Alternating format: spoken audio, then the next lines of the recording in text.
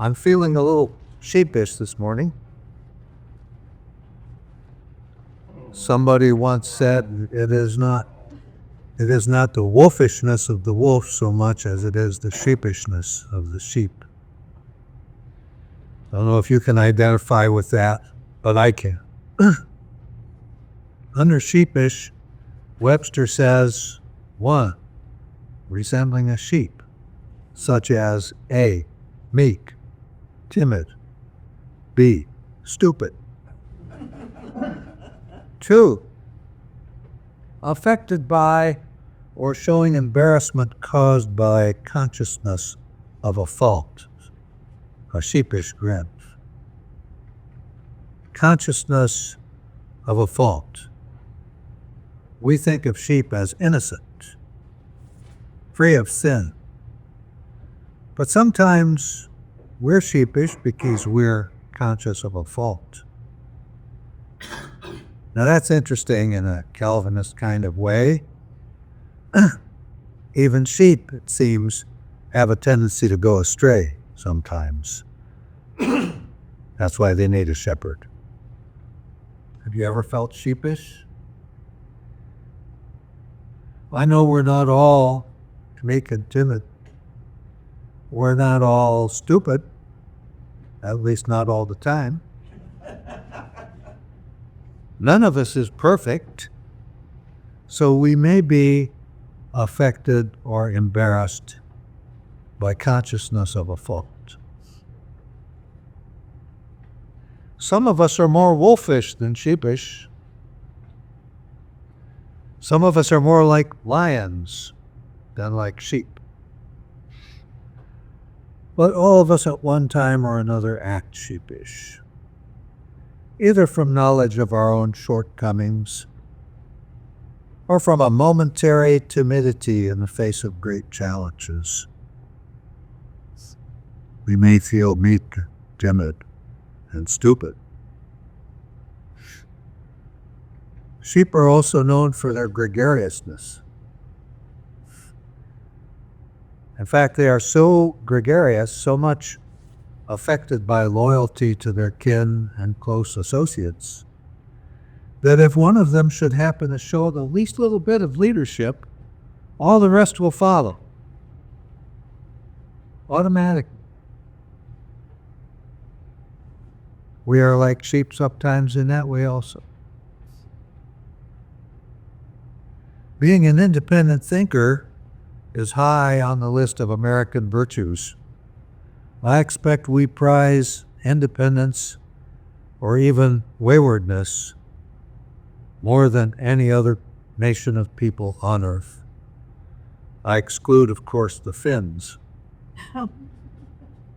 But even the most rugged of individuals has at one time or other followed the crowd just like a sheep.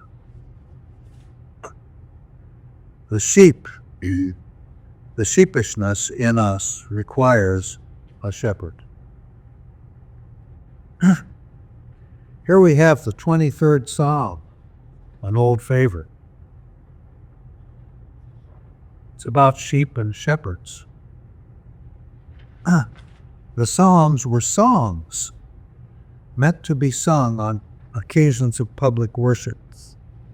Around 1,000 years before the birth of Jesus, they were collected into a single book, which falls in our Bible between the book of Job and the book of Proverbs. Since then, we've lost the music. But the poetry in Psalms has a music of its own that transcends sound or space or time or even language, really. There are 150 songs in the book of Psalms, making it the longest book in the Bible. Many of them are presented without any comment. Some of them appear with attributions to various biblical figures. This one, the 23rd Psalm, is labeled a Psalm of David. That would be the same David who was anointed as God's chosen king by the prophet Samuel, who sang and played the lyre to give comfort to the ailing King Saul, who confronted the Philistine giant Goliath of Gath and slew him with a well-placed stone, who eventually became king in Saul's place, who murdered a man called Uriah the Hittite because he coveted Uriah's wife Bathsheba, and so forth. This David is one of the most written about in detail figures in the Bible. Not all modern scholars accept the attribution of many psalms to King David, but if David composed this particular one, the 23rd Psalm, it would be fitting, because David in the first part of his life was a shepherd, and whoever made up the 23rd Psalm knew about sheep and shepherds. Listen to this. In the old version, many of us learned by heart. The Lord is my shepherd, I shall not want. He maketh me to lie down in green pastures. He leadeth me beside the still waters. He restoreth my soul. He leadeth me in the paths of righteousness for his name's sake. Yea, though I walk through the valley of the shadow of death, I will fear no evil, for thou art with me. Thy rod and thy staff, they comfort me. Sheep can be nervous, even when they're in a bunch. Their nerves are calmed by the presence of the shepherd. His rod and his staff gives them comfort. Imagine that. We are told the rod was like a club used in defense of the sheep to fend off predators, and the staff was a long pole the shepherd could use to gently guide the sheep in the way they were to go. It's a powerful image. Elsewhere, in Psalm 100, it says, we are his people, the sheep of his pasture. So whether at any given time you feel like a sheep or not, you are one as far as God is concerned, because he is our shepherd. It's funny how things come back to you.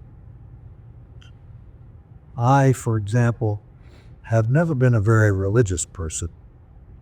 I grew up having only a loose association with church and Sunday school, but in those days, you could not grow up in America without at least a slight acquaintance with the 23rd Psalm.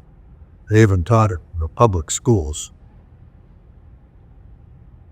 My life has been extremely blessed, so even at my present age, I've never had any serious health scares, except one time last summer when my legs gave out underneath me. The internet suggested I might be in for permanent invalid status, but the doctors at UW Hospital told me I might avoid that by a difficult and risky operation on the nerves in my lower back. They gave me an MRI.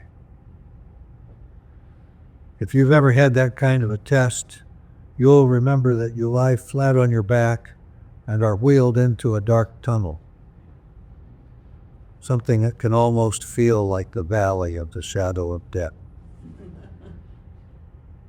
After a while, they wheel you out again, and for a time, they tell you nothing. You just lie there imagining the worst. I did not have a spontaneous prayer ready to my lips and my heart at that moment, but something came to me out of childhood, and I lay there mumbling over and over to myself, the Lord is my shepherd, I shall not want. He maketh me to lie down in green pastures. He leadeth me beside the still water. He restoreth my soul. He leadeth me in the paths of righteousness for his name's sake. Yea, though I walk through the valley of the shadow of death, I will fear no evil, for thou art with me. Thy rod and thy staff, they comfort me. Thou preparest a table before me in the presence of mine enemies. Thou anointest my head with oil, my cup runneth over. Surely goodness and mercy shall follow me all the days of my life, and I will dwell in the house of the Lord forever. That very short psalm was in itself the rod and staff of the Lord. It comforted me in a way nothing else could have.